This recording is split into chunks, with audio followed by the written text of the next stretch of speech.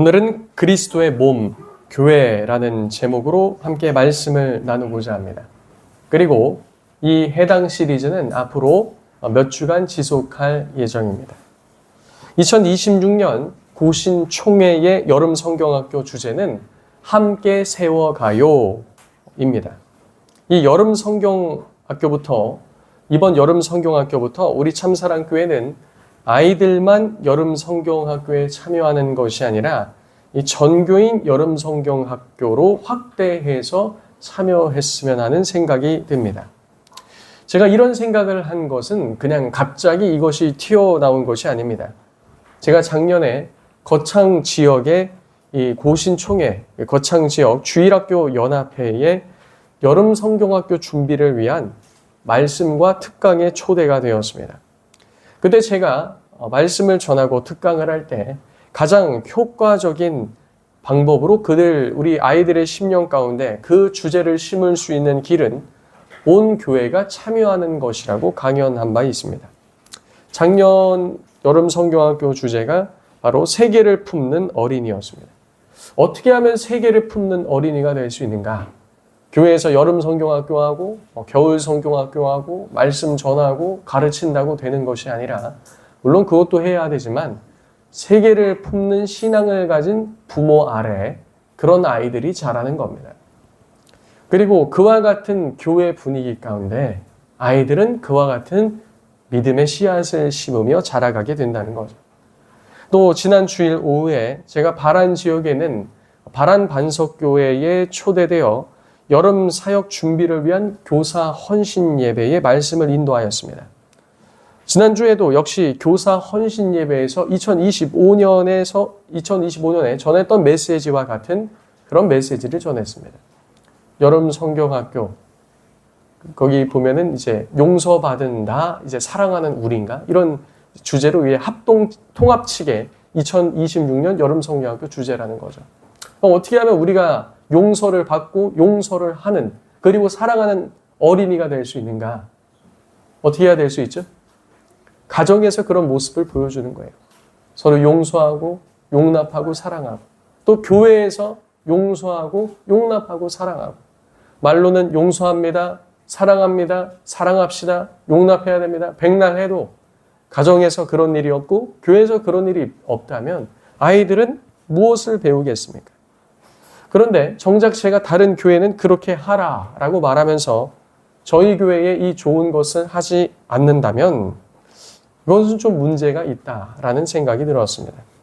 다음 세대 아이들에게 여름 성경학교가 그저 하나의 이벤트가 되게 하는 것이 아니라 우리 교회가 한마음 한뜻으로 참여하여 올해 주제와 함께 세워져 갈 필요가 있다라는 것이죠. 한국교회가 가장 부흥했던 시기에 여름 성경학교에 대한 자료를 보면 제가 있던 시기보다 훨씬 이제 앞선 세대죠. 그때 여름 성경학교는 동네의 축제였던 것을 알 수 있습니다. 특별히 나이가 많으신 성도님들은 과거 여름 성경학교 교회 행사를 생각해 보면 그때 기억이 또 떠오르실 줄 압니다. 당시 저 또한 어릴 적을 생각해 보면 여름방학이 기다려지는 날들이 많았습니다. 요즘은 여름방학이 한 2주, 3주 하나요? 그래도 제가 어릴 때는 한 40일 이렇게 여름방학을 했는데 여름방학 때 노는 것 때문에 기대가 된 것이 아니라 여름방학에 있을 여름 성경학교가 가장 기대가 되었다는 겁니다.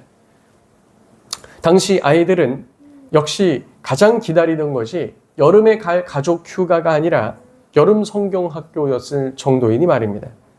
그래서 믿지 않는 집조차도 가족 휴가를 떠날 때 무엇 이후에 떠나는 가정들이 많았습니까? 여름 성경학교 이후에 떠나는 가정들이 많았습니다. 안 믿는 가족들도 애들이 워낙 좋아하니까 여름 성경학교 갔다가 그날 오후에 마치는 날 오후에 가족 휴가 떠나는 것입니다. 여름 성경학교는 온 성도들이 함께 참여하는 분위기였고 교회의 축제일이었습니다. 어떤 면에선 당시에 그 정도 했기에 오늘날 한국교회가 그래도 이 정도를 하고 있는 것이 아닌가라는 생각이 듭니다. 이번 여름 주제인 함께 세워가요라는 것은 교회에 대해서 말하고 있는 주제입니다. 그렇다면 우리가 우리 아이들에게 너희만 세워져 가라 라고 말할 것이 아니라 우리가 교회가 무엇인지를 알고 우리가 함께 세워져 가는 모습 속에서 그 본을 보여야 한다고 생각됩니다. 교회는 무엇을 말하는 것일까요? 교회는 무엇일까요? 성경이 말하는 교회에 대해 총체적으로 종합한 부분을 살펴보면 이렇습니다. 개혁파 신학자들은 교회는 단순한 종교 단체나 인간적인 모임이 아니라 그리스도의 구속 사역과 성령의 적용케 하시는 사역으로 말미암아 세워지는 하나님의 백성 공동체라고 말합니다. 조직 신학자 루이스 벌코프는 교회론에서 이 교회론이 구원론 뒤에 오는 것이 자연스럽다고 밝혔는데요. 이는 교회가 그리스도 안에서 그의 구원, 그리스도와 그 안에 있는 구원의 복에 참여한 자들로 구성되어 있기 때문이라고 말하였습니다. 곧 그리스도께서 성령의 역사로 사람들을 자신과 연합시키고 참 믿음을 주셔서 자신의 몸, 곧 성도의 교통으로 교회를 구성하신다라고 교회를 말하였습니다. 자, 다시요.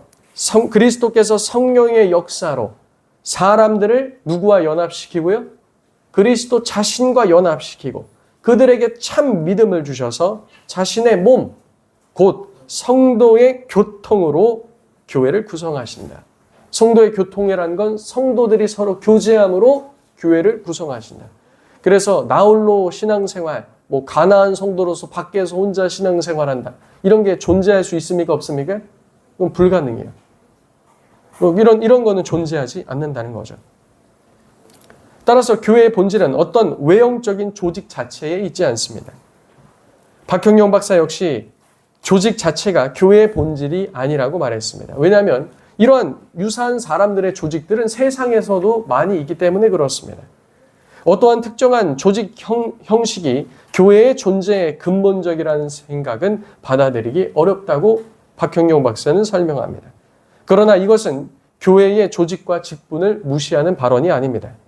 구원론이 개인 안에서의 성령의 사역을 다룬다면 교회론은 교회 공동체 안에서 성령의 활동을 다룬다고 볼 수 있는 겁니다. 에베소서 2장 21절에서 22절을 근거로 교회를 성령 안에서 하나님이 거하실 처소로 지어가는 성전이라고 설명할 수 있습니다. 웨스트민스터 신앙고백서 25장은 교회를 무형교회, 곧 보편적 우주적 교회로 정의하기도 합니다. 이 무형교회가 무엇인가? 이 보편적이고 우주적 교회가 무엇인가? 보편적이고 우주적 교회의 머리이신 그리스도 아래 하나로 모여 있으며 또 모이고 있으며 장차 모이게 될 택함 받은 성도들로 구성된 것, 이게 바로 교회라는 거예요. 형태가 없는 교회. 이전의 역사 가운데 있는 모든 믿는 자들도 무엇이에요? 그들이 누구죠? 교회. 그리고 모여있는 우리도 무엇입니까? 교회. 전 세계에 흩어지는 모든 자들 교회. 그리고 앞으로 하나님께서 택하신 성도들도 무엇이에요? 교회라는 것입니다. 이 교회는 그리스도의 신부요 몸이며 만물 안에서 만물을 충만케 하시는 그리스도의 충만이라는 거예요. 교회는 무엇이라고요? 그리스도의 충만이라는 겁니다. 동시에 유형교회가 있습니다. 유형교회는 복음 아래 보편적이며 세상 도처에 그리스도를 고백하는 모든 사람들로 구성되고 주 예수 그리스도의 나라요 또 하나님의 집과 가족이라고 고백합니다. 이 유형교회는 눈에 보이는 이와 같이 현재 시대를 살아가는 우리들을 말한다고 쉽게 생각할 수 있습니다. 교회는 본질상 영적이기에 참된 신앙 그리고 중생 회심, 그리스도와의 영적 교통은 육안으로는 완전히 식별되지 않습니다. 그러나 그 교회는 신앙 고백과 삶, 말씀과 우리가 오늘 하는 성찬, 이 성례의 사역, 외적인 조직과 그리고 교회 공동체의 통치를 통해 가시적인 형태로도 나타납니다. 교회는 고백과 삶을 통해 드러나며 직분과 봉사를 가진 제도의 활동을 통해서도 가시적으로 나타납니다. 신학자 헤르만 바빙크도 교회는 직분, 말씀, 성례, 교회의 치리 안에서 보이는 것이 아니라 그 안에서만 보이는 것이 아니라 신자들의 삶의 모든 영역에서 믿음을 고백하고 세상 속에서도 교회는 그와 같이 가시적으로 드러난다라고 말합니다. 그러니까 우리가 세상을 살아가는데 세상 사람들이 교회에 대해서 욕을 합니다. 욕을 하기도 해요. 그 사실 교회에 대해서 욕을 하는 게 아니라 누구에 대해서 욕을 하는 겁니까? 성도에 대해서 욕을 하는 거예요. 성도에 대해서. 교회라는 건물을 욕하는 게 아닙니다. 성도 한 사람 한 사람, 그 특정 사람들에 대해서 욕을 하는 것이죠. 그리고 또 우리가 계시록을 통해서 알듯이 세상 끝날까지 대적자 사단은 교회를 흠내고 험담하며 온갖 악한 말로 어떻게 하려고 합니까? 주저앉히려고 하는 것이 악한 영의 그와 같은 계략이라는 거예요. 그래서 우리는 그와 같은 말들에 크게 귀 기울일 필요가 없습니다. 우리는 경각심을 가지며 우리 스스로를 돌아보되 그 말이 참이 아니라는 것을 생각해야 되죠. 그리고 여러분이 그런 말들이 들릴 때 여러분 한 사람 한 사람이 참된 교회가 무엇인지를 보여주시길 예수님의 이름으로 축복합니다. 네. 그렇게 교회는 가시적으로 드러난다라는 거예요. 칼빈 역시 하나님께서 교회의 교육을 통해 성도들을 장성케 하시며 목사와 교사를 세워 성도를 온전하게 하고 그리스도의 몸을 세워가신다고 설명을 합니다. 그러니까 지금 이와 같이 전파되는 말씀, 예배를 통해 지금 성도들을 그리스도께서 어떻게 하시는 겁니까? 성장케 하신다는 거예요. 장성케 하신다. 정리하면 교회란 성부 하나님께서 택하시고 성자께서 피로 사시고 성령께서 그리스도와 연합시켜 세우시는 언약 백성 공동체라는 것이죠. 교회는 그리스도의 몸이요 신부이며 성령의 전이고 하나님의 집인 것입니다. 교회는 비가시적 본질을 반드시 가시적 형태로 나타내 보이며 인간 조직이기 전에 하나님의 구원 사역의 열매이고 동시에 하나님께서 말씀과 성례와 직분을 통해 성도들을 모으고 양육하고 온전하게 하시는 은혜의 기반이라는 것입니다. 오늘 말씀에서도 이 자리에 모인 우리를 가리켜 그리스도의 몸이라고 말하며 또 지체의 각 부분이라고 27절에 선언하고 있습니다. 우리 다 같이 27절 읽어볼까요? 27절 읽겠습니다. 시작. 너희는 그리스도의 몸이요 지체의 각 부분이라. 아멘. 우리가 누구라고요? 그리스도의 몸. 그리고 각 부분의 지체라는 겁니다. 그렇다면 우리가 정말 예수님의 몸인가? 라는 질문이 생길 수 있습니다. 이것은 일종의 비유입니다. 왜냐하면 예수님께서 이 땅에 계셨을 때 우리처럼 몸을 입고 계셨기 때문이죠. 우리는 예수님께서 이 땅에 육신을 가지고 계셨을 때 그 육신을 가리켜 교회라고 부르지 않았습니다. 예수님께서 무덤에서 죽음을 이기시고 부활 승천하실 때 물리적으로 입고 계신 몸은 하늘에 계십니다. 예수님께서는 육신을 입으신 상태로 하늘에 계시면서 동시에 신령한 몸을 이 땅에 가지고 계신다는 거죠. 그 신령한 몸이 바로 여기 모인 성도들의 공동체라는 것입니다. 또 이 말은 예수님께서 몸을 둘을 가지고 계신다는 말이 아닙니다. 예수님께서는 하늘에 몸을 가지고 계시고 또 땅에 있는 교회를 그리스도의 영적 몸이라고 비유적으로 말씀하고 계시는 겁니다. 예수님께서는 영화된 육체와 완전한 모습으로 하늘에 계시지만 이 땅에서는 그리스도의 몸으로 부름받은 성도들이 모여 신앙 공동체를 이루고 있으며 그리스도의 영이신 주의 성령께서 그 안에 역사하시어 교회인 우리를 통해 여전히 그리스도의 사역을 이루고 계신다는 것입니다. 그렇게 그리스도의 영적인 몸을 지닌 지상 공동체는 그리스도의 신령한 몸으로 구원받은 성도들의 모임으로 구성되었습니다. 교회라는 말을 들을 때 여기에 있는 안곡로 79번 길 10이라는 건물이 아니라 모여있는 우리가 누구라고요? 교회라는 겁니다. 그런데 이 몸이 어떻게 구성되어 있는가? 바로 본문 12절에 나오죠. 우리 다 같이 읽어볼까요? 본문 12절. 함께 읽겠습니다. 시작. 몸은 하나인데 많은 지체가 있고 몸의 지체가 많으나 한 몸임과 같이 그리스도도 그러하니라. 아멘. 우리의 몸에는 다양한 부분들이 많이 있습니다.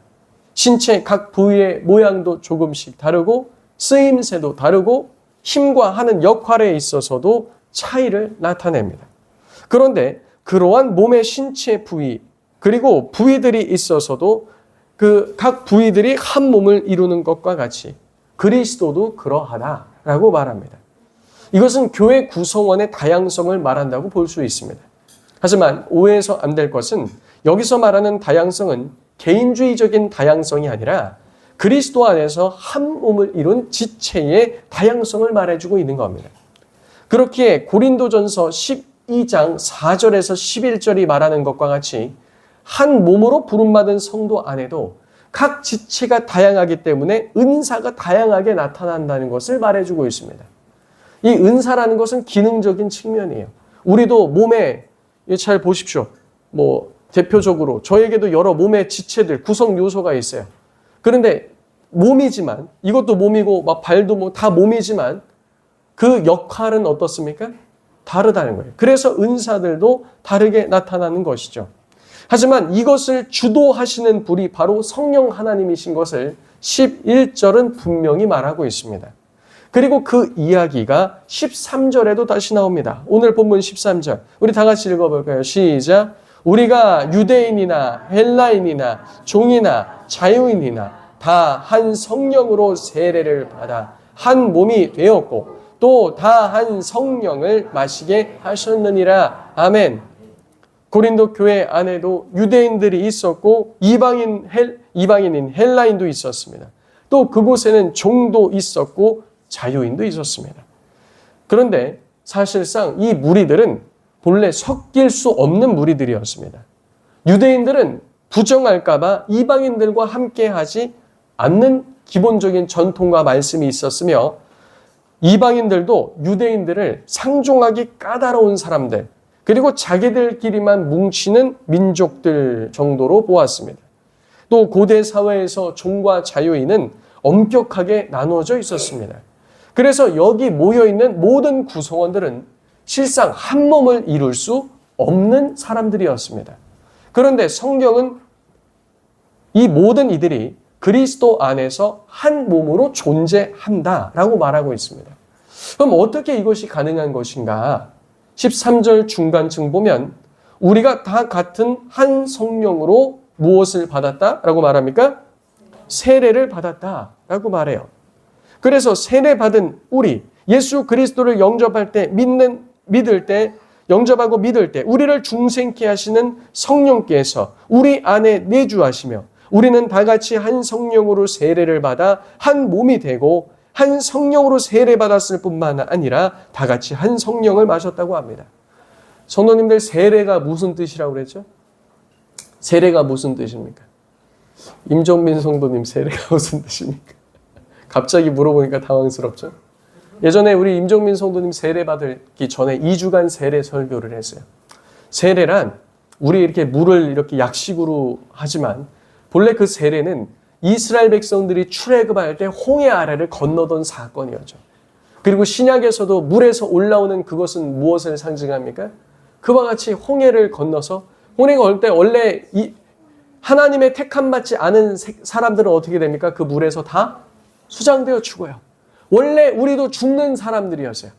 누가 건지시지 않으면. 하나님, 그 홍해가 갈라져 있다고 그냥 건너는 거 아니에요. 애굽 사람들 건너다 어떻게 되죠? 죽었어요.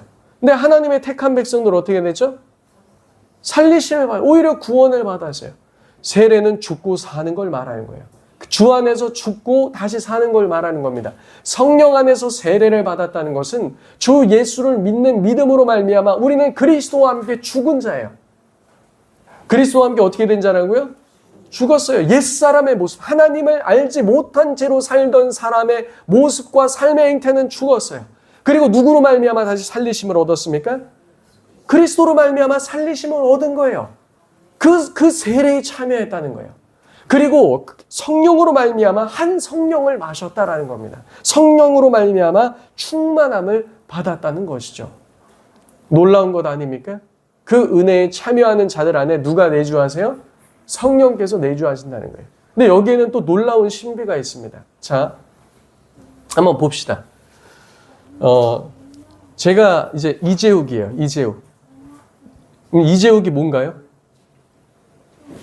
이 육체를 입고 있는 사람이 누구죠? 저예요, 저. 저의 생각도 누구죠? 저예요.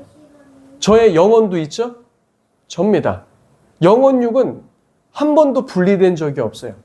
그리고 마지막 날 완성 때까지 영원토록 어떻게 되죠? 분리되지 않습니다. 우리가 이전에도 몇 번 말씀드렸죠. 이미 그러나 아직이라는 중간 이 완성 이전 시대에 살고 있기 때문에 이미 우리는 구원을 받았지만 앞으로도 받을 것이고 장차 완성될 줄로 믿습니다. 그래서 우리가 죽을 때 어떻게 되죠? 죽으면 어떻게 되죠? 잠깐 육체와 영혼이 분리돼요. 그러나 완성의 때, 종말의 때, 그리고 그리스도께서 다시 오실 때 어떻게 되죠?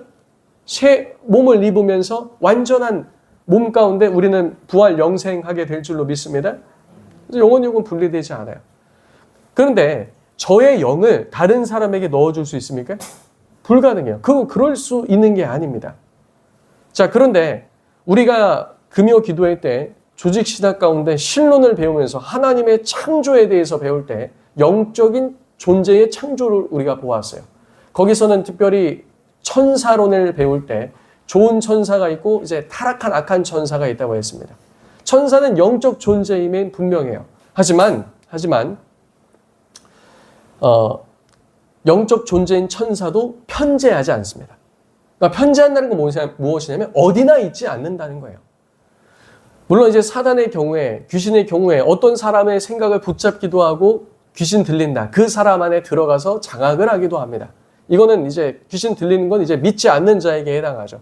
근데 어찌됐건 그렇게 장악을 한다 했을 때 그러면 그 사람이 곧 그 귀신인가?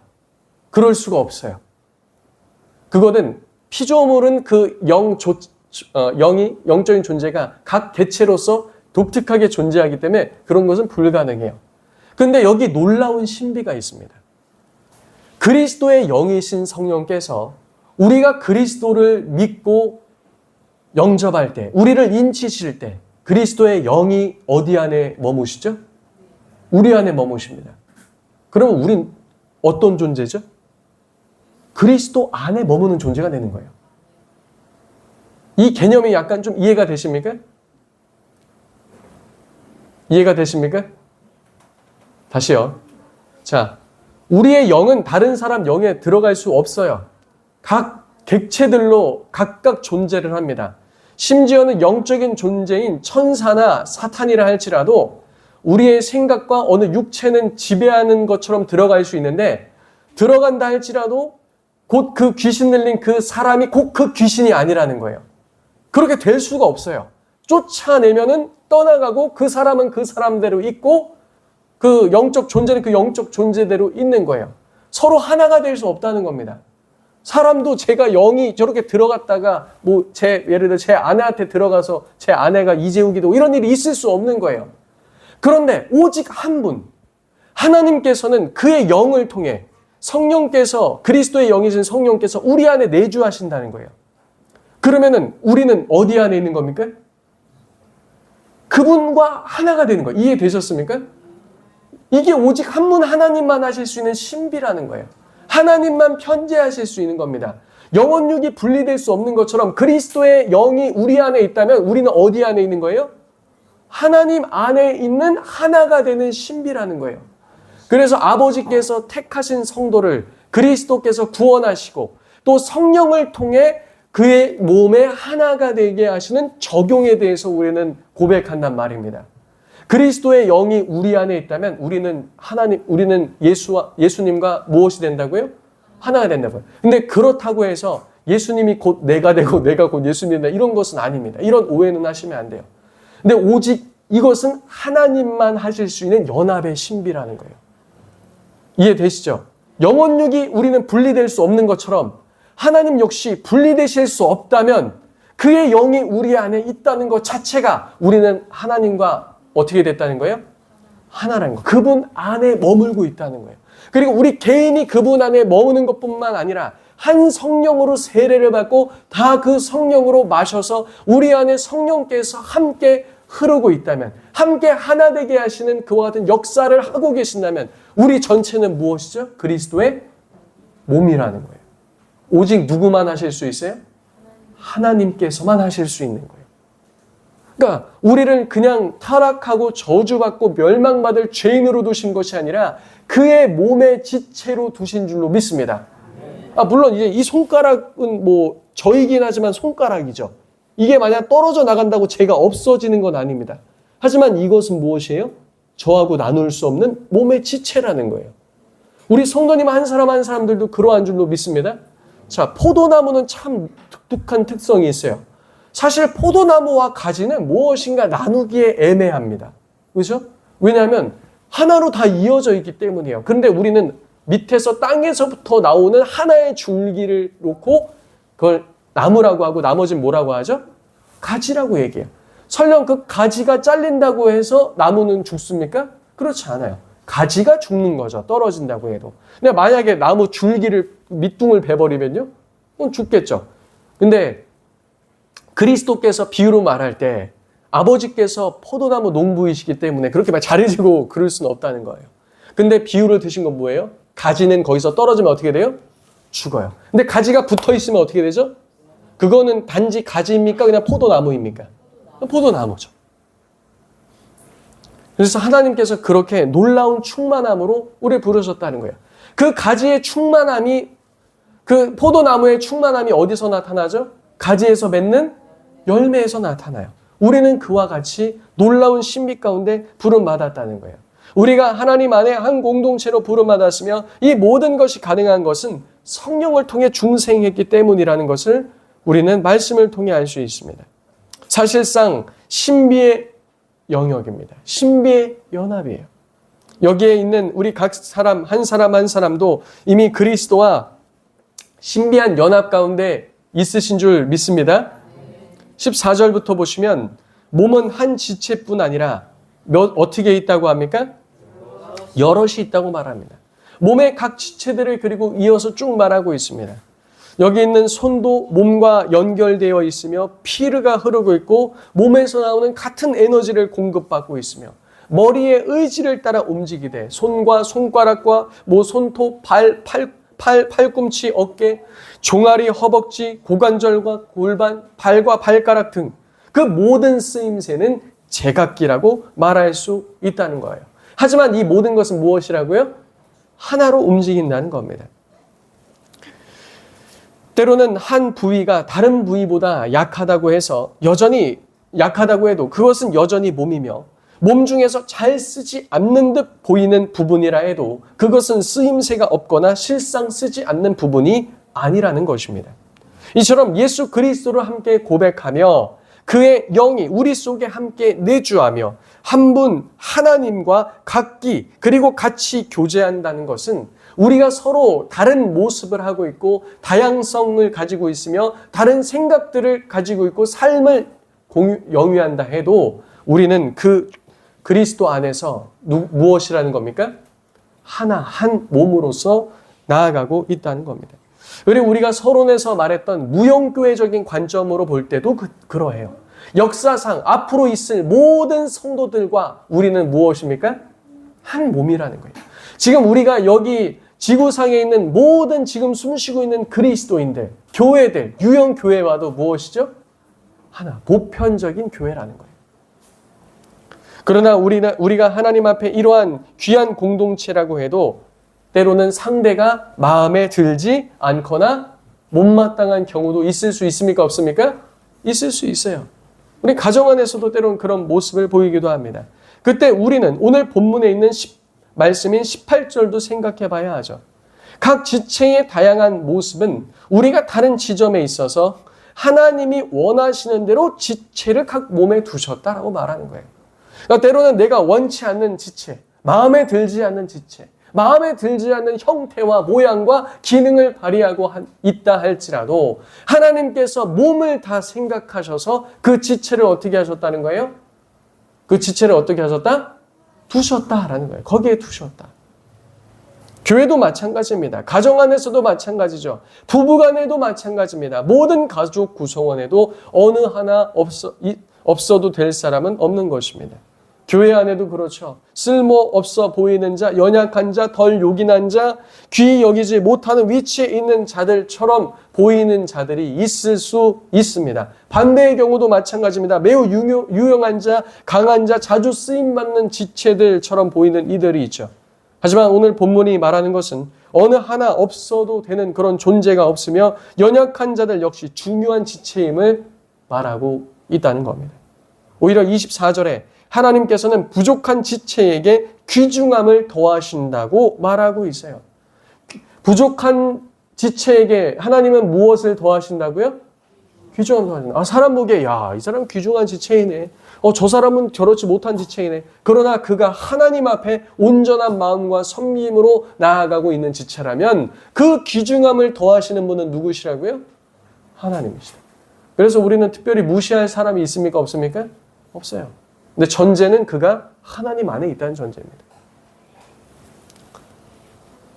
나는 연약하니, 나는 부족한 지체이니 주님께서 나를 그럼 더 귀중히 여기시겠네. 그러니 나는 남들보다 더 귀중하다. 또 이런 이상한 논리를 펼치면 곤란합니다.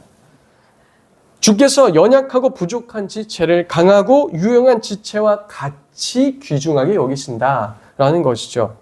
그러니 이러한 시각은 우리 모두가 갖춰야 할 시각이라고 할 수 있습니다. 하나님께서는 각기 다른 모습으로 우리를 두셨는데 25절과 같이 하나님께서 원하시는 것은 무엇이냐면 서로 자신의 잘남과 어떠함을 놓고 분쟁하는 것이 아니라 서로 같이 어떻게 하라고요? 돌보라고 하셨다는 거예요. 성도님들, 열심을 내고 잘하고 믿음 있는 지체들도요, 무엇이 필요할까요? 돌봄이 필요해요. 열심히 하는 자들도 지치거든요. 왜요? 열심히 하니까요. 그래서 열심히 하는 자들도 돌봄이 필요해요. 열심을 내지 않는 자는요? 여기서 돌봄이 필요해요. 열심을 내지 않는다는 것 자체가 또 그것을 말할 수 있습니다. 그렇게 우리는 서로의 다름을 서로 잘 돌보기 위한 기회로 삼아 기쁨으로 나아가야 할 줄로 믿습니다. 꼭 누가 더 잘하는데 못하는 사람은 못 돕냐? 아니에요. 그건 이제 세상은 그럴 수 있어요. 세상은. 근데 교회는 그렇지 않아요. 좀 잘하는 사람도 힘들고 피곤할 때 있어요. 그러면 교회에서는요, 실력이 중요하고 이런 게 중요한 게 아니에요. 무엇이 중요하냐면 하나님을 섬기고자 하는 마음이 가장 중요한 줄로 믿습니다.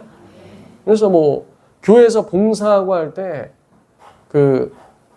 실력으로 섬기는 게 아닙니다. 실력은 뛰어난데 마음이 교만해요. 그러면 있을 수 없는 겁니다. 그래서 성도님들, 교회 안에서 우리는 경쟁하거나 서로 우열을 뽐내기 위해 그렇게 하는 것이 아니라 무엇을 해야 됩니까? 서로 돌보기 위해 우리는 나아가는 지체가 되어야 될 줄로 믿습니다. 우리는 한 몸으로 연결되어 있기 때문이죠. 그렇게 상대의 고통이 우리 전체의 고통이라는 인식도 우리는 가져야 돼요. 누군가 어려움에 처해 있으면은 어때요? 우리도 함께 어려움을 공유하고, 누군가 기뻐하면 어떻게 해야 되죠? 우리도 기뻐해야 돼요. 이걸 또 다른 부분에 한번 적용해 볼까요? 교회에는 쏠림 현상이 어느 교회나 많이 나타납니다. 주로 이제 봉사하는 사람들만 봉사한다, 이런 말들도 어느 교회나 많아요. 그러면 봉사는 사실 기쁨으로 하지만 노동적인 육체적인 수고도 들어가기 때문에 힘들까요? 안 힘들까요? 힘들기도 해요. 기쁨으로 하지만 힘들기도 해요. 그러면 그 섬김과 봉사에 누구도 참여해야 되죠? 누구도 참여해야 됩니까? 우리 모두도 참여해야 될 줄로 믿습니다. 가정 안에서도 마찬가지예요. 남편이 편하잖아요. 누가 힘들까요? 아내가 힘들어요. 아내가 편하잖아요. 누가 힘들까요? 남편이 힘들어요. 그러니까 서로 어떻게 해야 되죠? 도와야 돼요. 우리는 그런 모습을 교회 안에서 보여야 한다는 겁니다. 사랑하는 성도님들, 우리는 이번 7월 그리고 8월 초에 우리가 여름 성경학교 하는데, 특별히 우리가 교회에 대해서 배워가는 이 시기에 우리가 이러한 교회의 지체됨에 대해서 한번 깊이 묵상하며 나아가는 우리들 다 되었으면 합니다. 바라기는 이번 여름 성경학교를 준비하면서 우리가 교회론들을 좀 더 살펴볼 텐데요. 주 안에서 함께 세워져가는 아름다운 참사랑교회 공동체로 더욱 성숙해 나가게, 그런 저와 여러분 되길 예수님의 이름으로 축복합니다. 우리 들은 말씀 놓고 함께 기도하도록 합시다.